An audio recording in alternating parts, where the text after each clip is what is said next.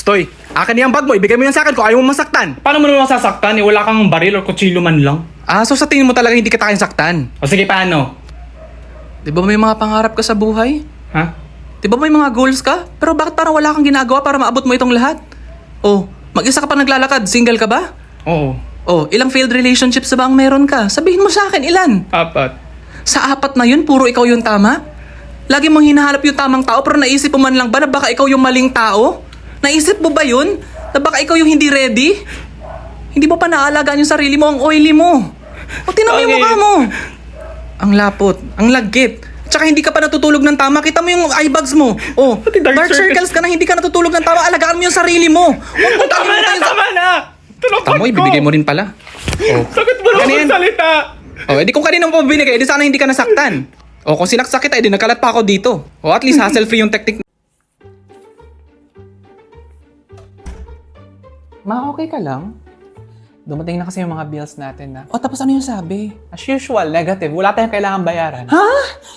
Lagi na lang ganyan. Bakit? Ikaw na, kamusta yung school mo? Huwag kang magagalit pero valedictorian. Di ba ang usapan natin salutatorian lang? I'm trying my best. Hindi na nga ako nagre-review Stock knowledge na lang to lahat pero no mistakes pa rin. Tapos yung mga kapitbahay natin, hindi pa tayo chinichismis. Bakit daw hindi nila pinapakialaman yung buhay natin? Ewan ko, ang peaceful na nga ng life natin. Tapos wala pa tayong problema sa pera. Hindi ko na alam kung ano yung gagawin ko.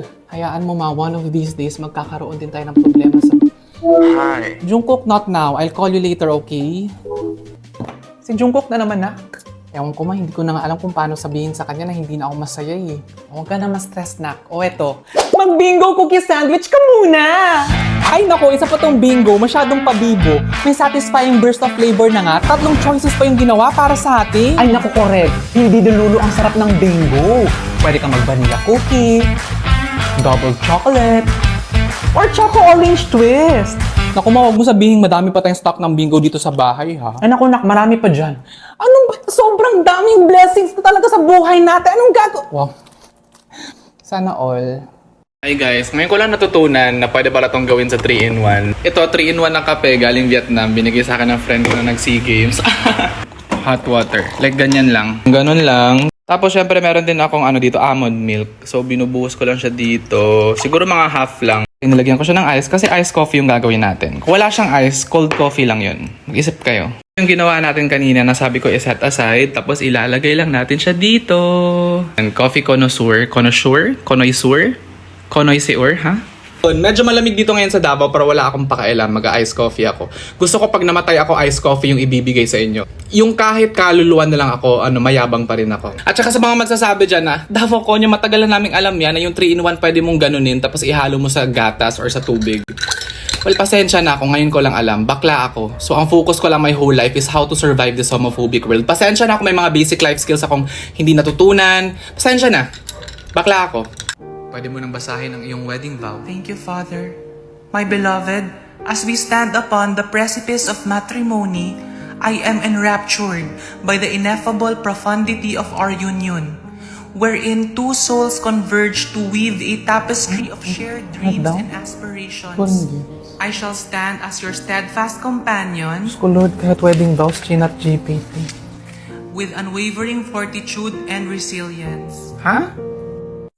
Wow, samyang. Paborito ko to. Tamang-tama, gutom na ako. Kakain tayo. Let us put ourselves in the holy presence of God, in the name of the Father, and of the Son, and of the Holy Spirit. Amen.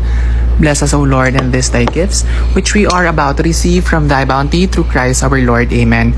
Lord, bago kami kumain, gusto lang namin magpasalamat talaga sa lahat ng blessings na nakikita namin ngayon sa aming hapagkainan.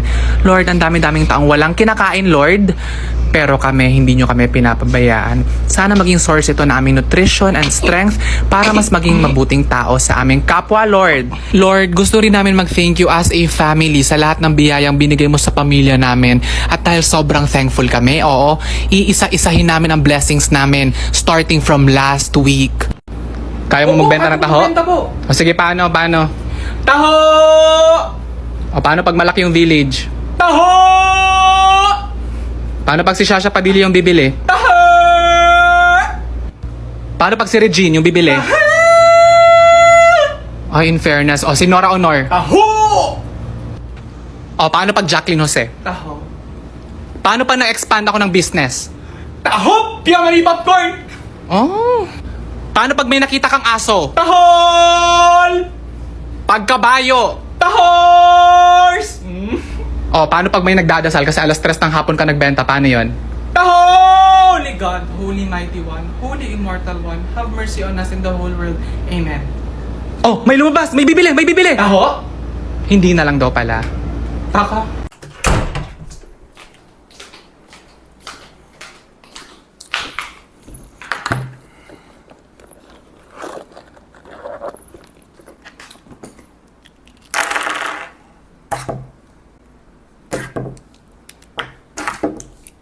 Oh, Kuya Won.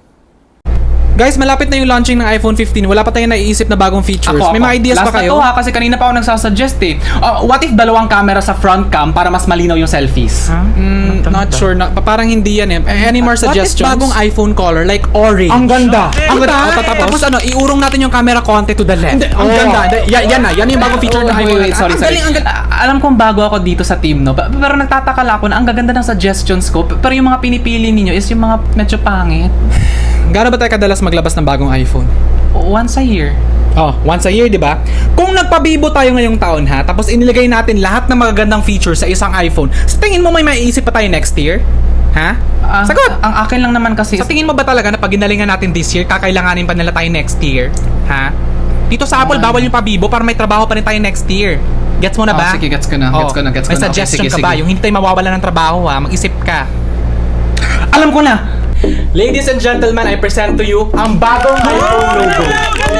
Dalawang kagat na siya ngayon. That signifies innovation and camaraderie. Uy, idea mo yan. Talaga. Uy, tinulungan nyo naman ako eh. See you all next year! Apple the best! Anak, ano ba? Late na tayo sa simbahan. Ang tagal naman. Hay nako, pinasok na naman ako dito sa loob ng bag na sobrang sikip. Ang dami-dami kasing gamit dito, hindi naman lahat useful. Hoy, excuse me, hindi ako useless kasi alcohol ako. Ang ingay nyo, pareho naman kayo walang kwenta. Basta ako yung ginagamit ni Madam pag nagsi-CR siya sa mall. So, importante ako. Hoy, ako ang ginagamit ni Madam pag bored siya kasi may Candy Crush ako. Ba't naman kasi ang liit-liit ng bag pero ang laki-laki ng wallet? Nagpaparinig ka? Baka nakakalimutan nyo na sa ating lahat dito, ako ang may hawak ng pera, ng ATM, ng discount card, ng membership card, ng advantage card, pati card sa butika. Lahat kayo nang galing sa akin. At sa ating lahat dito, ako lang yung prescribed by the doctors, oo. Kasi as a pill organizer, nasa akin yung BioFlu, yung Alaxan, yung BioJessic. Kasi iba talaga yung alagang Unilab. Kaya I therefore conclude, as a pill organizer, ako yung pinaka-importante dito. Hindi katulad ng iba, pinaglumaan na ng panahon. Huy, grabe ka naman. Alam ko naman pudpud na ako as a lipstick, pero deserve ko rin naman magkaroon ng spot dito sa loob ng handbag kasi mag-1 year na ako bukas. Yes, it's been a year since binili ako ni Madam at saka hindi niya pa ako pinapalitan. Hoy, talaga ba? Ako kasi 2 years na ako dito sa loob ng bag. Oo, nabili niya ako dati sa labas ng simbahan. Guys, patulong naman kasi grupo kami pumasok dito sa bag eh. Ngayon hindi ko na alam kung saan yung iba. Basta, ako ang pinaka-importanting gamit pag nagsisimba si Madam. Yes. Sure ka? Sure na? Final answer? Ikaw yung pinaka-importanting gamit pag nasa simbahan? Basta sa ating lahat dito, ako yung pinaka-iniingatan. Ako yung pinaka-pinagkakatiwalaan. At higit sa lahat, ako lang yung binabalikan pag naiiwan. Ako yung pinaka-importanting gamit dito kasi Apple ako na ballpen. At saka galing pa ako sa isang working student na naglalakad-lakad sa mall, nagbebenta ng ballpen. Hoy! Ang ingay nyo, nakikitira lang naman kay lahat dito sa bahay ko. Sino ka? Ako lang naman yung unang tumira dito. O diba, masabi ko nga sa'yo, masyado tayong maaga. 5:30 AM pa yung flight natin 10 AM pa. Anong gagawin natin dito? Okay na yung maaga kaysa malate tayo. Wow, international flights, probinsya lang naman tayo uuwi. Masyado malakas yung volume na pinapanood niyo. Okay na to, at least sure tayo hindi tayo iiwan ng aeroplano. Hindi nga tayo maiiwan ng aeroplano kasi yung magdadrive na aeroplano baka natutulog pa hanggang ngayon sa sobrang aga natin. Tumatayo na sila. Pila na ba natin yan? Naki-check mo nga.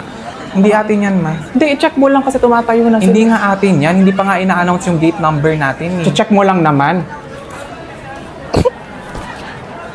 Wow. Guys, ano yung gusto niyong food? Huwag puro karne yung orderin. Yung table natin sa dulo. Okay, babe. Ay, grabe naman yung jowa niya. Parang tatay niya na. Diyos ko Lord, wala akong kilala sa restaurant na to. Wala akong. Ang lakas ng boses mo, hinaan mo naman. Ang lakas ng boses mo. malakas ba? Oo. Nakulang na lang gumawa tayo ng GC kasama silang dalawa para updated sila sa mga side comments mo. Correct. Bulong nga lang yun. Hindi bulong yun. Narinig ko from this side. Ang layo ko sa'yo. So ngayon malakas yung boses ko, naririnig ninyo. Samantalang sa bahay, ano? Ay, hala siya. Ilang utos na, wala pa rin naririnig, bingi-bingihan. Ano? Tapos ngayon, masyado malakas. Ay, sinasabi ko na nga ba, mababack to you tayo ni mama. Ano pa nga ba? Correct. Ay talaga?